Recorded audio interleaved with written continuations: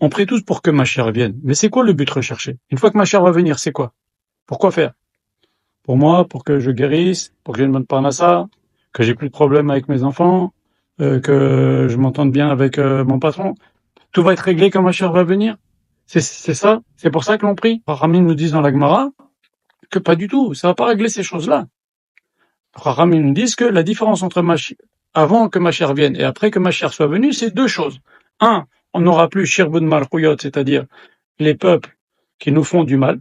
Au contraire, les peuples du monde entier vont chercher à nous aider à pouvoir nous consacrer à l'étude de la Torah et à la pratique de la Torah. Ça, c'est un. Donc, plus de guerre, plus de problème. Au contraire, on sera tranquille pour pouvoir faire notre but finalement qui est de étudier, de pratiquer les mitzvot et d'être un exemple pour le monde, etc.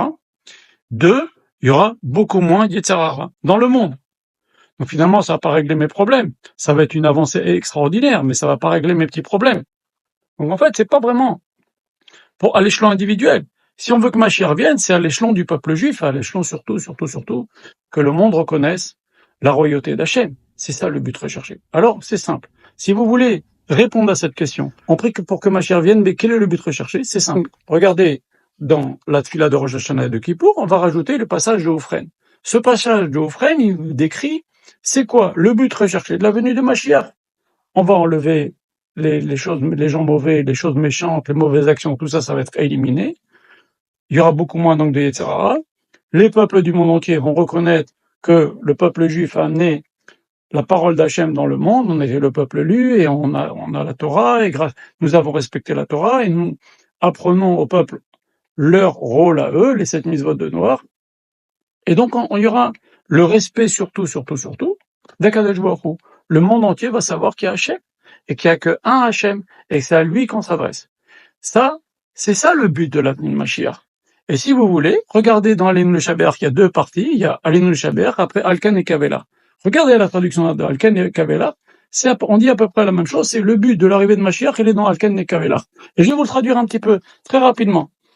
C'est ainsi que nous espérons de voir rapidement la magnificence de ta force pour éliminer les idoles de la terre, et les divinités seront entièrement exterminées. Pourquoi? Pour l'etaken olam b'malchut, pour faire venir la perfection dans le monde par le règne de Akadosh Baruch Hu. Pourquoi? Parce que Kol Ben Besar, toutes les créatures, Ikreu Beshimcha, ils vont invoquer ton nom, ils vont plus appeler tel et tel, je sais pas, Dieu qui s'imagine, ils vont appeler Hachem. Ils vont s'adresser à Hachem dans leur prière. Et ça, ils seront, Vaya Hachem la Melech al Kol Haaretz. Ce jour-là, Hachem sera le roi, al Kol Haaretz. Tout le monde entier va respecter Akadosh Baruch Hu. On va savoir qu'il y a un Dieu, c'est Hachem, qui a sorti les Bnei Israël d'Égypte, qui a choisi les Bnei Israël, qui leur a donné la Torah. C'est ça c'est pour ça que l'on prie que Mashiach vienne, et c'est ça le but recherché. Voilà. Et donc, tous les peuples du monde entier s'adresseront à toi. Et ils sauront, tous ceux qui vivent sur terre, que c'est devant toi que l'on plie le genou, ça veut dire c'est à toi que l'on donne du respect, et après on continue.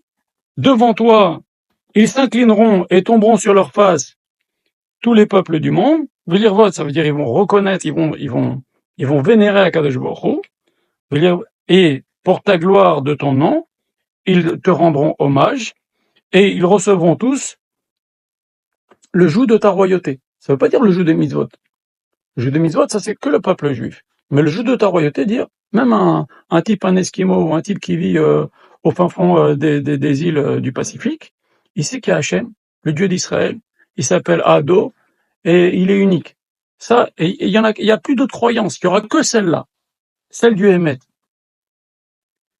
Et ainsi, à Akadosh Baruch Hu, tu régneras sur nous, vite, Léolam va être pour l'éternité, car la royauté t'appartient, etc. Voilà. Donc ça, c'est la réponse à pourquoi nous prions pour que Mashiach vienne. C'est quoi le but recherché? C'est ce que je viens de vous dire. C'est que le monde entier reconnaisse Akadosh Baruch Hu, qui est le seul et unique Dieu.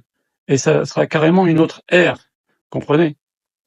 Aujourd'hui, vous prenez 99,99% des 7 milliards d'habitants, ils connaissent pas Hachem. C'est dramatique. Ils respirent grâce à Hachem. Ils vivent grâce à Hachem, ils connaissent pas Hachem. Ils invoquent de Dieu, de statues, de ci, de ça, telle et telle croyance. Quand Mashiach va venir, tout ça, ça va cesser. Alors bien sûr, il y aura de l'opposition. Ils vont vouloir s'opposer à Mashiach. Qu'est-ce que tu veux? Tu veux nous arrêter les boîtes de nuit? Tu veux nous arrêter les pokers ou les saletés ou je ne sais pas quoi, la drogue, le vice, le truc. Tu vas nous arrêter tout ça. Il y aura de l'opposition. Mais Hachem va l'aider et il va imposer que tout le monde entier vont arrêter les saletés, arrêter les sottises, arrêter les horreurs que l'on entend, arrêter le mal, les meurtres, les viols, les attaques, les guerres, ce qu'on entend en permanence. Le monde est devenu catastrophique et c'est ça que on attend, Bezrat Hachem, quand Mashiach va venir. Hachem Imachem.